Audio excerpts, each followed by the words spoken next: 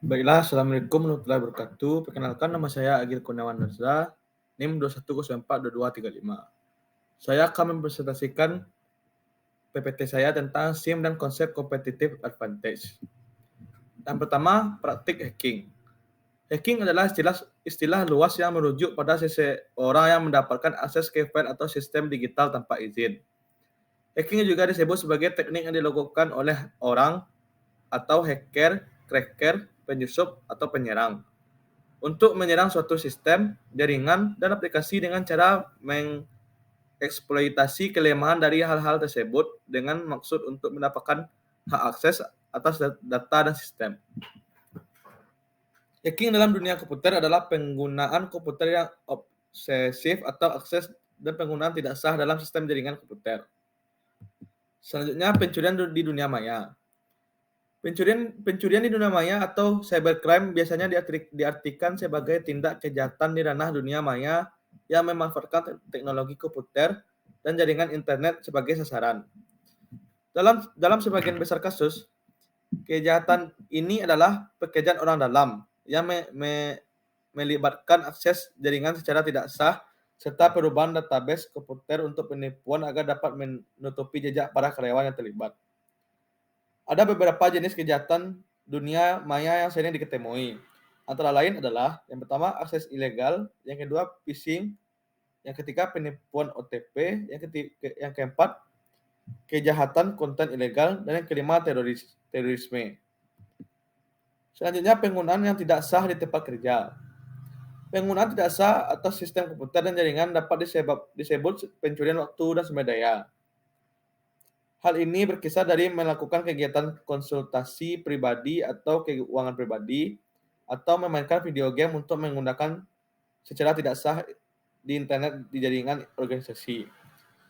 Dalam dunia hacking, penggunaan komputer di tempat kerja yang tidak sah dapat menyebabkan pertanggungjawaban perdata dan pidana di bawah Undang-Undang Penipuan dan Penyalahgunaan Komputer Federal atau CFAA. Selanjutnya, pembajakan software.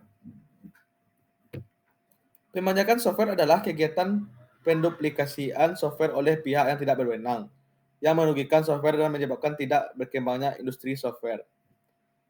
Pembajakan software dapat dilakukan dengan cara mengunduh software secara ilegal dari internet atau menggunakan kode yang tidak sah.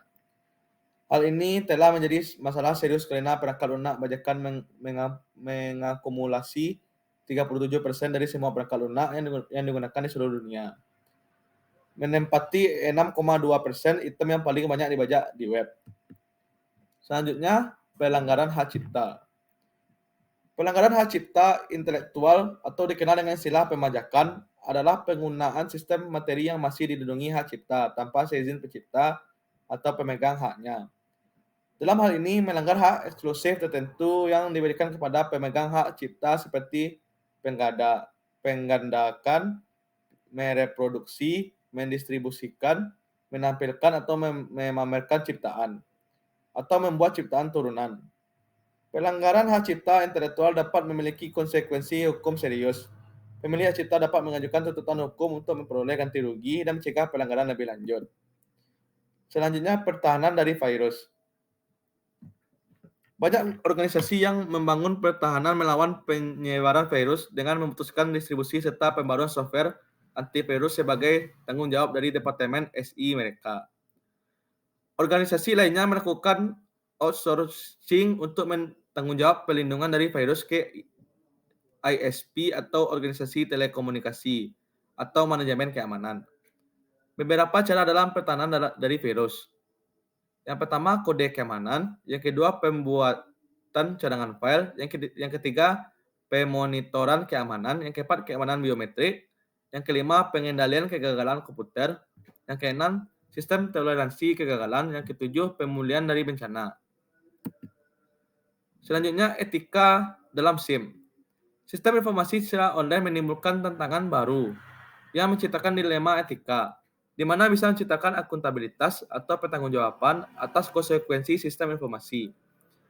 Menetapkan standar untuk kualitas sistem pengamanan yang melindungi keamanan individu dan masyarakat serta melindungi nilai sosial dan etika yang sangat penting bagi kualitas hidup dalam masyarakat informasi.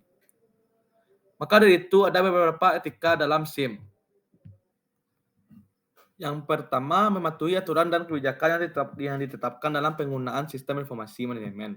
Yang kedua, menjaga kerahasiaan dan keamanan data yang disimpan dalam sistem informasi manajemen. Dan yang ketiga, tidak menyalahgunakan atau mengubah data yang ada dalam sistem informasi manajemen. Yang keempat, menggunakan sistem informasi manajemen secara efektif dan efisien untuk mencapai tujuan organisasi.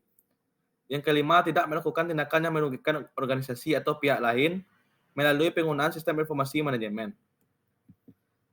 Baiklah, itu saja hasil presentasi saya tentang SIM dan konsep competitive advantage. Terima kasih. Assalamualaikum warahmatullahi wabarakatuh.